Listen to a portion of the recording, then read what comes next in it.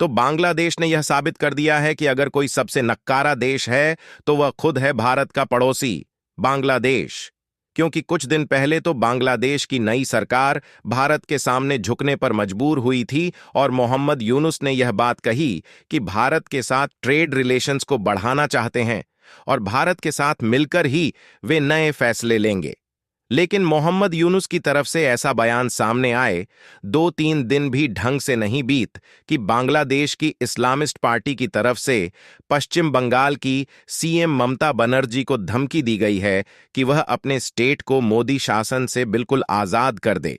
यहां तक कि इन्होंने अपने स्टेटमेंट में यह भी कहा है कि अगर भारत ने कुछ भी बांग्लादेश के खिलाफ करने की कोशिश की तो यह भारत के चिकन नेक कॉरिडोर को चीन की मदद से कट ऑफ कर देंगे। अगर चिकन नेक की बात करें तो आप यहां पर साफ साफ देख पाएंगे कि यह भारत का बहुत ही स्ट्रेटेजिक पॉइंट है जो कि भारत के नॉर्थ ईस्ट इलाके को भारत की जमीनी सीमा से जोड़ता है। और देखा जाए तो यह 20 किलोमीटर का बहुत ही नैरो पॉइंट है जिसे बांग्लादेश की तरफ से ब्लॉक करने की धमकी भारत को दी जा रही है। और अगर ऐसा होता है तो भारत के जो नॉर्थ ईस्ट इलाके वाले राज्य हैं वह भारत से अलग हो जाएंगे। इसीलिए भारत के लिए काफी ज्यादा सरप्राइजिंग खबर बन जाती है। फिलहाल पूरी डेवलपमेंट क्या है इस वीडियो में हम आपको अच्छे तरीके से समझाने वाले हैं, लेकिन आगे बढ़ने से पहले वीडियो को एक लाइक करके चैनल को सब्सक्राइब जरूर कर लीजिए, क्योंकि आपके लिए यह 1 सेकंड का काम है लेकिन इससे हमारी काफी बड़ी मदद होती है। असल में जब कुछ दिनों पहले बांग्लादेश के सिर पर मुसीबत के बादल मंडराने लगे थे तो उनका झुकाव भारत की तरफ शुरू हो गया था। क्योंकि एक तरफ तो अडानी की तरफ से बांग्लादेश को जो बिजली भेजी जा रही है, जब इसका बिल बांग्लादेश के सामने पेश किया गया है तो उसे देखकर मोहम्मद यूनुस के होश उड़ गए। क्योंकि उसका बांग्लादेश पर कुल बकाया लगभग $800 मिलियन था, जिसका आधा हिस्सा भी भारत की अडानी को पेमेंट कर पाना उनके लिए मुश्किल है। इसी बीच उनके द्वारा हिल्सा मछली के एक्सपोर्ट को भारत के लिए बंद कर दिया गया, जिसकी इस समय भारत को काफी ज्यादा जरूरत है। और इन्होंने बिना सोचे समझे हिल्सा फिश के एक्सपोर्ट पर बैन लगाते हुए भारत को ब्लैकमेल करने की कोशिश की, जिसके कारण अदानी ग्रुप भी गुस्से में आ गया और अदानी ने सीधा बांग्लादेश को बकाया चुकाने के लिए चेतावनी दिया। और यहां से बांग्लादेश के सिर पर आफत बढ़ना शुरू हो गई थी और बांग्लादेश के पास भारत से बचने के रास्ते खत्म होते जा रहे थे। लेकिन कहा जाता है ना कि जब गीदड़ की मौत आती है तो वह शहर की ओर भागता है, और ठीक इसी रास्ते पर इसके बावजूद भी बांग्लादेश के मोहम्मद चलने की कोशिश कर रहे थे। और जब हिंदुओं ने एकजुट होकर गणेश पूजा करने की शुरुआत की तो उस पर भी कट्टरपंथियों द्वारा हमला किया गया। इसी से दुनिया को यह समझ में आ गया कि बांग्लादेश में मोहम्मद यूनुस की नई सरकार हिंदुओं पर अत्याचार करके गलत कर रही है, जिसके कारण भारत के दोस्त देश माने जाने वाले रूस ने भी बांग्लादेश की मोहम्मद यूनुस की अकड़ ठिकाने लगाने का कोई कसर नहीं छोड़ा। और अभी 1-2 दिनों पहले की बात है कि रूस ने बांग्लादेश से अपने $67 करोड़ की मांग की, क्योंकि कुछ साल पहले रूस ने बांग्लादेश के रूपपुर शहर में एक न्यूक्लियर पावर प्लांट का निर्माण किया था, जो कि बांग्लादेश का पहला न्यूक्लियर पावर प्लांट था जिसे रूस ने बांग्लादेश में निर्माण किया। और उसकी लागत को बांग्लादेश के द्वारा को कर्ज के रूप में देना था। लेकिन पूरे कर्ज की तो बात छोड़िए, इसकी एक किस्त भी बांग्लादेश अभी तक नहीं दे पाया। इसीलिए रूस ने भी बांग्लादेश को 18 सितंबर की डेडलाइन देते हुए सीधी चेतावनी दे दिया कि इसके पहले हमारे पैसे चुकाए नहीं तो हम भी बांग्लादेश के खिलाफ में कदम को आगे बढ़ा सकते हैं। यानी कि एक तो पहले ही मोहम्मद यूनुस के सिर पर मुसीबत के बादल मंडरा रहे थे, वहीं रूस ने अपने बकाया पैसे की मांग करके इनकी धड़कनें और तेज कर दिया, जिससे मोहम्मद यूनुस की अक्ल ठिकाने लगते हुए दिखाई दी और भारत के सामने झुकने पर मजबूर हुए।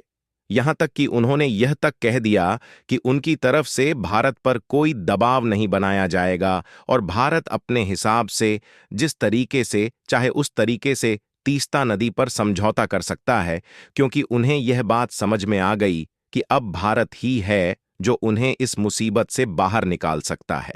लेकिन अब जो खबर निकलकर आ रही है इसने यह साफ कर दिया है कि बांग्लादेश से नक्कारा देश कोई भी नहीं है। क्योंकि 2 दिन पहले ही इनके द्वारा भारत के साथ अपने सभी संबंधों को बढ़ाने की बात की गई, लेकिन अब इन्होंने भारत के खिलाफ जहर उगलना शुरू कर दिया है और बांग्लादेश ने अब भारत के बीच इंटरफेयर करना शुरू कर दिया है। दरअसल बांग्लादेश की जो इस्लामिस्ट पार्टी है, उनकी तरफ से ममता बनर्जी को चेतावनी दी जा रही है कि वह अपने आप को, यानी कि पश्चिम बंगाल जो भारत का राज्य है, उसे मोदी से बिल्कुल आजाद कर ले, यानी कि यह भारत के पश्चिम बंगाल पर अपना कब्जा दिखाने की कोशिश कर रहे हैं और यह बांग्लादेश में पश्चिम बंगाल को शामिल करना चाहते हैं।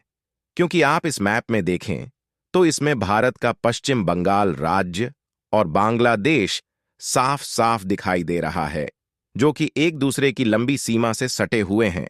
और बांग्लादेश की तरफ से ऐसा स्टेटमेंट सामने आना भारत के लिए यह सरप्राइजिंग इसलिए बन जाता है क्योंकि इसमें कहीं ना कहीं उसकी नई सरकार मोहम्मद यूनुस का हाथ है, क्योंकि यह स्टेटमेंट ऐसे इंसान के द्वारा दिया गया है जिसको पिछले 27 अगस्त को मोहम्मद यूनुस की तरफ से रिहा किया गया था, जबकि इसके पहले ये शेख हसीना के समय में बांग्लादेश की जेल में थे। मैं बात कर रहा हूं जसीमुद्दीन रहमानी की, जो कि बांग्लादेश का एक आउटफिट है जिसका नाम है अंसार उल्लाह बांग्ला टीम, जिसे शॉर्ट में एबीटी कहा जाता है, उसी के चीफ है और एक तरीके से इन्हें उसका फाउंडर कह सकते हैं।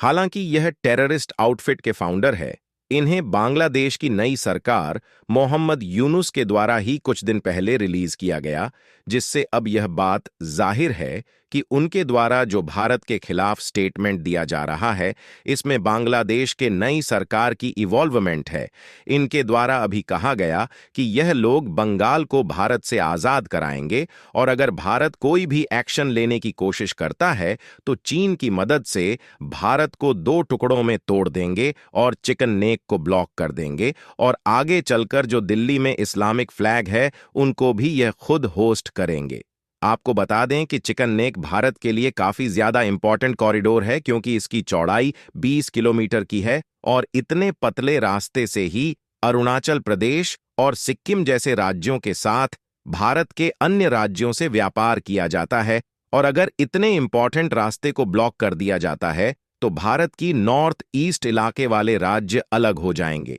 लेकिन यहां पर सवाल आता है कि क्या बांग्लादेश के इस टेररिस्ट ग्रुप के चीफ द्वारा जो धमकी दी गई है, इससे भारत को चिंता करने की बात है या फिर नहीं?